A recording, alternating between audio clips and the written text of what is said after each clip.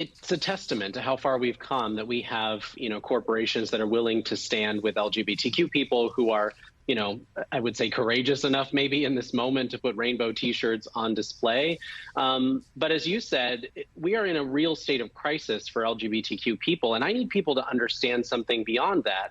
And that's that when LGBTQ people are under attack, everybody loses. When marginalized communities are under attack in general, we all lose. A political assault on the civil liberties of one community is an assault on civil liberties for all communities. So I think people really need to understand that when we give extremists the power to, let's say, sit in a trans kid's pediatrician appointment and make uneducated decisions about what care they cannot receive, we're giving away medical freedom across the board to very dangerous elements of our society. When we allow right-wing activists to rip books from shelves because a character has two moms or censor the uncomfortable parts of American history, we're handing academic freedom over to those who don't fundamentally believe in a well-rounded education. Freedom is what's at stake here. That's the lesson. And it's not just my freedom or the freedoms of LGBTQ people in this country.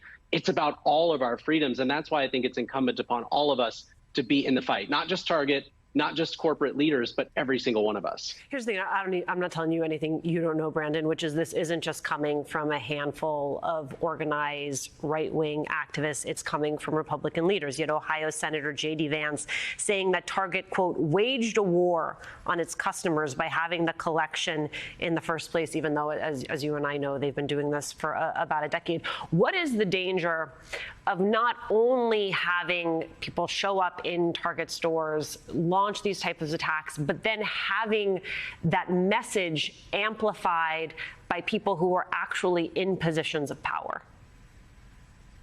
Yeah, I mean, waging war is such an interesting comment to make. I don't know that I would see a rainbow T-shirt or a pair of slippers an act of war, but that tells you the depth to which the right wing is willing to sink in order to erase entire communities from society. Remember that, we're in this place to begin with because of that very loud minority faction in this country that have told right-wing politicians that they will give them everything they want, access to wealth, fame, and power, if they go along with this idea that everything about our country that we hold dear is conditional. Freedom is conditional on whether or not you agree with their ideology. Democracy is worth celebrating until it becomes an obstacle to getting what they want, and then they throw it away. It's, free market capitalism until a company sells a rainbow T-shirt, and then they resort to threats of violence and intimidation to get their way. These are not rational people engaging in meaningful conversations, and there is a real danger that allowing these bullies to have their way, that telling them that threats of violence,